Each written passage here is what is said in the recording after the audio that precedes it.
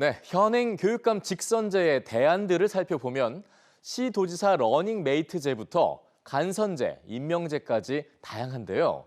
저마다 직선제가 가진 문제를 개선할 수 있다지만 또 다른 논쟁거리를 만들 수 있다는 우려도 나옵니다. 직선제 여러 대안과 개선 방안에 대해서 박광주 기자가 설명해 드립니다. 직선제의 대안으로 꼽히는 시도지사 러닝메이트 제도. 교육감 후보들이 눈 가리고 아웅식으로 정치적 중립을 표방했던 것에서 벗어나 시도지사 후보와 함께 선거에 나서 정치적 성향을 보여주자는 취지입니다. 정당이 후보를 경제적으로 지원해준다는 장점이 있고 정당을 보고 투표하는 유권자들의 표심을 끌어올 수 있습니다. 하지만 교육감의 독립적인 교육행정 권한이 침해될 수 있다는 우려도 큽니다. 차기 선거를 생각하면 교육감이 시도지사의 어떤 입김을 거부하기가 어려워지는 상황이 발생하는 거죠. 교육을 정치적으로 이용할 가능성, 이런 거에 대해서 좀 상당히 우려가 되는 그런 제도라고 봐요. 일각에선 대통령 임명제를 다시 시행하자는 논의도 나옵니다. 지방교육자치법 시행 이전처럼 대통령이 직접 교육감을 임명한다면 교육감 선거 자체가 사라지기 때문에 직선제의 폐단도 일어나지 않습니다.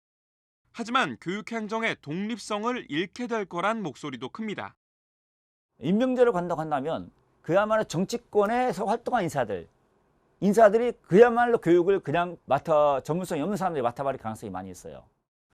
선거인단을 통한 간선제도 대안으로 꼽힙니다.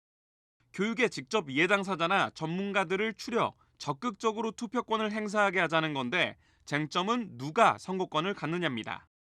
조직구조를 개선한 학교운영위원회 간접선거나 교육 전문가로 꾸린 시도교육위원회를 부활시켜서 이들에게 선거권을 주자는 의견도 학계에서는 꾸준히 논의되고 있습니다.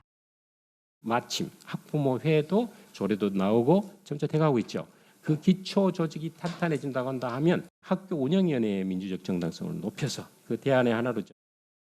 다만 간선제를 두고선 주민 전체의 권익을 대변하기 위해 직접 선거로 확대됐던 교육감 선거가 다시 일부 교육 관련 집단의 선거로 축소해서는 안 된다는 지적도 있습니다. 다른 선거 방식을 찾기보다 현재 직선제를 보완하자는 목소리도 큽니다. 국가가 선거 비용을 지원하고 선거 운동을 관리하는 완전 선거 공영제입니다. 후보들이 비용 걱정 없이 선거에 나설 수 있고 특정 단체나 단일화 등에 기대지 않아도 된다는 장점이 있습니다. 하지만 일정 득표율을 획득한 후보에게 선거 비용을 보조하는 현재 상황에서도 세금 낭비라는 비판이 거센 만큼 국민적 공감대를 형성할 수 있을지가 관건입니다. 학생과 교사, 학부모 등 여러 교육 주체가 교육감 선거를 두고 공론을 나눌 수 있도록 법과 제도 정비가 우선이라는 주장도 나옵니다.